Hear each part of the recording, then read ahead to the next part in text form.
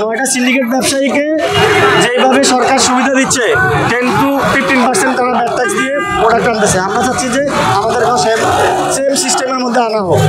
এক বাংলায় দুই রকম যেন না হয়, বৈষম্য যেন না হয়। আমাদেরকে জন্য ইম্পোর্টের ক্ষেত্রে হচ্ছে 57% ট্যাক্স, আর তারা আনতেছে 10 থেকে 15% ট্যাক্স। তাহলে ট্যাক্সের পরিমাণ বাড়ার কারণে প্রোডাক্টের দাম যাবে বেড়ে।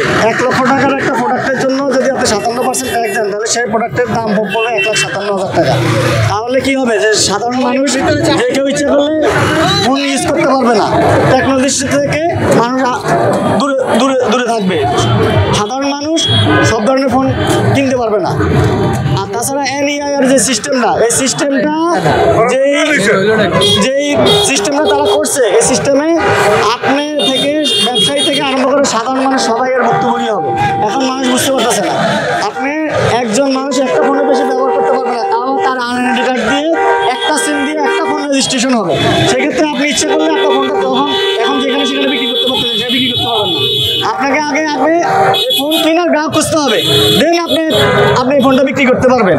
কারণ এখন আপনি যেখানে সেখানে মুক্তভাবে ফোনগুলো সেল করতে পারতেছেন, কাউকে রেজিস্ট্রেশন করে দেওয়া লাগতেছে না।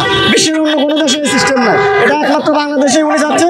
উনি বাংলাদেশের নাগরিক না, উনি নেদারল্যান্ডের নাগরিক। বাংলাদেশে এসে বাংলাদেশের মানুষের ক্ষতি করার জন্য উনি উঠে লেগে পড়ছে। এখানে 100 মানুষের মধ্যে আপনি জিজ্ঞাসা করেন এই নিয়ে সিস্টেমটা কয়জন জানে?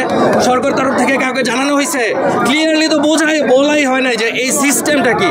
আমাদের কাছে সহজ করেন বিষয়টা।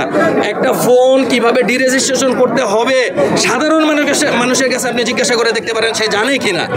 আমরা কেউ জানি না। আমাদের কাছে শুধুমাত্র একটা প্রজ্ঞাপন আপনাদের জারি করে 16 তারিখে একটা ইমপ্লিমেন্ট করে দিবে। এটা কি হয়? এটা কি বাস্তবসম্মত কাজ? এর জন্য কি আমরা এই 5ই আগস্ট নিয়ে আসছিলাম? আমরা দেশ স্বাধীন করছি কি এই কারণে? না ভাই, আমরা এই কারণে না।